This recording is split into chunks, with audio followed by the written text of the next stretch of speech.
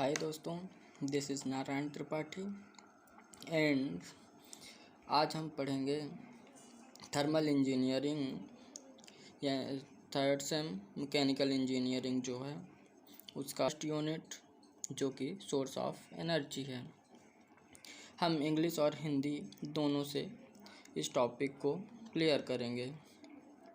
हम बात करेंगे इसके अंदर फॉसिल फ्यूल्स जो कि जीवाश्म ईंधन है वो है, उनके अंदर topic types of fossil fuels, applications of fossil fuels और थोड़ा बहुत हम ब्रीफ डिफाइन करेंगे एलपीजी और सीएनजी गैसेस का।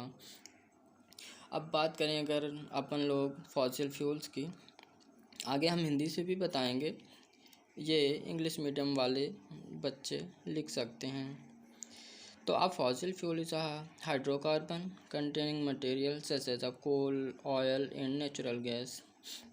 मतलब इसमें यह बताया गया है कि जो फॉसिल फ्यूल्स हैं वो हाइड्रोकार्बन को कंटेनिंग मटेरियल सच एज जैसे कोल हो गया, ऑयल हो, नेचुरल गैसेस होती हैं, पेट्रोलियम्स होते हैं जो कि naturally in the earth crushed from the remains of dead plants and animals that is extracted and burned as a fuel। मतलब जैसे कि ये फ्यूल्स हम पता है कि ये अर्थ के अंदर यानी पृथ्वी के अंदर बहुत नीचे दबे हुए होते हैं।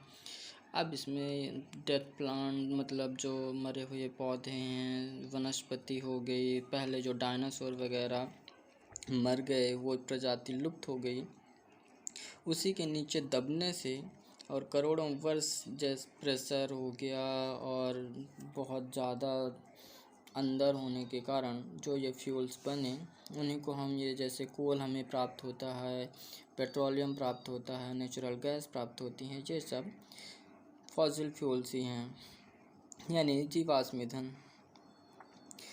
अब जैसे फॉसिल फ्यूल्स में भी बर्न टू प्रोवाइड हीट, मतलब जब ये फॉसिल फ्यूल जीवाश्म ईंधन को जलाया जाता है तो ये हमें हीट देते हैं और हम इन्हें डायरेक्ट यूज़ कर सकते हैं पावर इंजन्स में और जनरेट इलेक्ट्रिसिटी भी इनसे जनरेट की जा सकती है।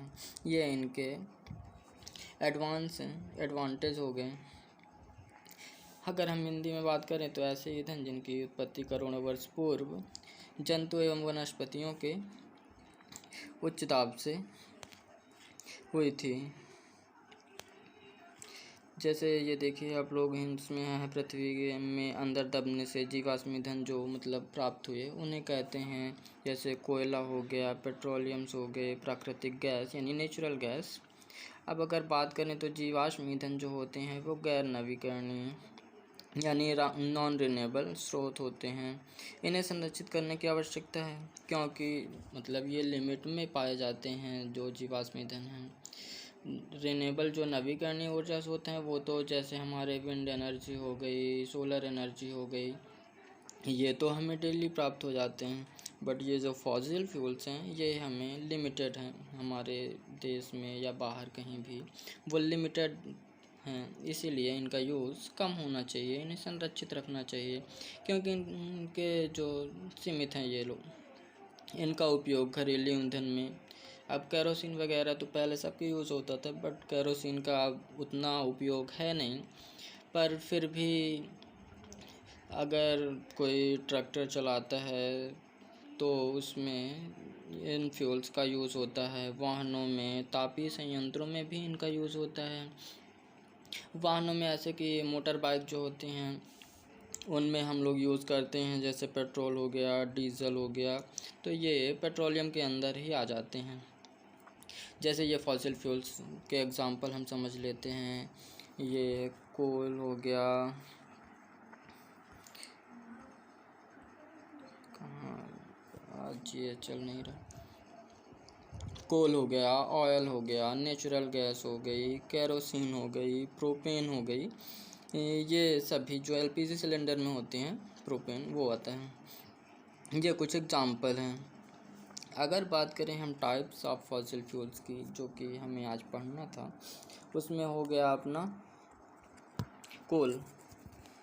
देखिए 3 हमको पढ़ना है, कोल, पेट्रोलियम और नेचुरल गैस, ये 3 टाइप्स का अपना होता है फॉसिल फ्यूल्स। बात करें अगर हम अपन लोग पहले की कोल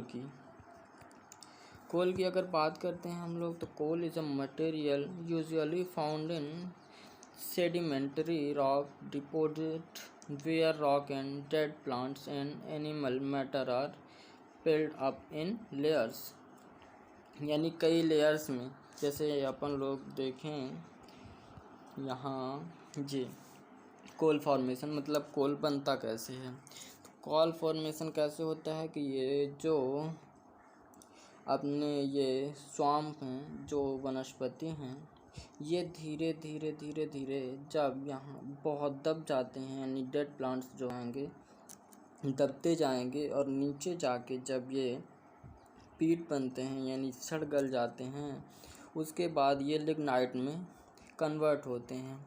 लिग्नाइट में जब वे कन्वर्ट होते हैं यानी लावा जो बनता है, उसके बाद जब मिट्टी चलती है तब जाके ये कोल में कन्वर्ट होता है। और इस प्रोसेस में टाइम बहुत ज़्यादा लगता है, हज़ारों साल लगते हैं, और ये प्रेशर बहुत ज़्यादा लगता है, यानी ये बहुत ज़्यादा नीचे पाए जाते हैं। हीट और प्रेशर इनमें बहुत ज़्यादा मात्रा में लगती है, इसीलिए इन फ्यूल्स को आर्टिफिशियल रूप से नहीं बना सकते। बात करें अगर एप्लीकेशन ऑफ कोल्स की, तो it's main use is in cooking, मतलब कोल का जो मेन यूज़ होता है वो कुकिंग में होता है। कुकिंग एज आ डोमेस्टिक फ्यूल, हाँ मतलब घर में खाना बनाने के लिए इस कोल का यूज़ कर सकते हैं। आप देखते होंगे होटल वगैरह में भी अभी जनरली कोल का ही यूज़ करते हैं।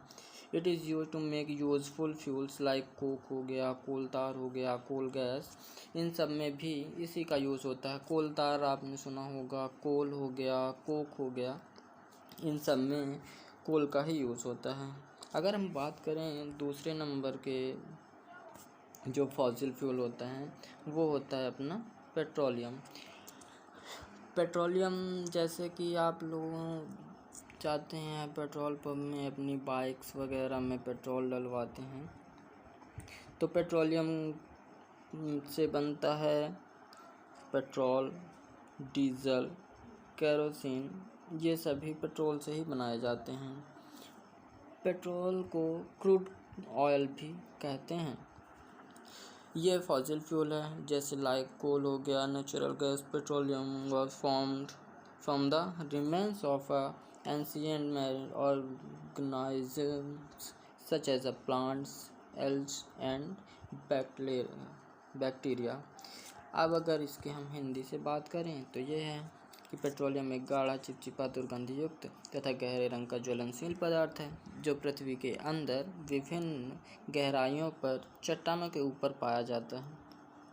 पेट्रोल हो गया, डीजल हो गया, केरोसिन हो गया, मिट्टी का तेल हो गया, ये हमें पेट्रोलियम से ही प्राप्त होते हैं। इनका तो आपको पता चल गया। अब अगर हम इसके एप्लीकेशंस की बात करें, तो mostly petroleum is used as a source of energy, यानी एनर्जी के सोर्सेज में इसका बहुत ज़्यादा यूज़ है। Being rich in fuel carbon in electricity generation, electricity generate करने में भी है। Running some kinds of heat engines में है। रॉ पेट्रोलियम जैसे also known as a crude oil, crude oil आपने सुना होगा, is used in 3 main way. कौन कौन से वे में? ट्रांसपोर्ट में, ये हुआ ट्रांसपोर्ट, फिर जनरेटिंग इलेक्ट्रिसिटी में, एंड प्रोड्यूसिंग मटेरियल्स में। इन 3 वे में सबसे ज़्यादा पेट्रोलियम का यूज़ होता है। अगर हम बात करते हैं नेचुरल गैस की, नेचुरल जो कि अपना तीसरा टाइप है अपने फॉसिल फ्यूल का, तो फॉसिल फ्यूल का जो तीसरा टाइप है वो है नेचुरल गैस। इसमें हाइड्रोकार्बन के मिक्सचर्स होता है जो कि मीथेन और एथेन से मिलते हैं, बनते हैं। अगर हम इसकी हिंदी की बात करें तो हिंदी में हम ये लिख सकते हैं कि प्राकृतिक गैस में मुख्यतः मीथेन होती है, कुछ मात्रा में एथेन और प्रोपेन भी रहती हैं। प्राकृतिक गैस पृथ्वी की सतह के नीचे काफ़ी गहराई में, हाँ मतलब जहाँ अब ये फॉसिल फ्यूल्स प्राप्त होते हैं उन्हीं के जस्ट ऊपर ये प्राकृतिक गैस उन्हीं के द्वारा प्रोड्यूस होने वाली एयर से बनती हैं, जहाँ तेल का भंडार होता है वहाँ। अब अगर बात करें अपन लोग एप्लीकेशंस की, यानी नेचुरल गैस में ही अपने जो CNG होते हैं, LPG होता है, ये बायोगैस होती हैं, ये सब नेचुरल गैस में ही आते हैं।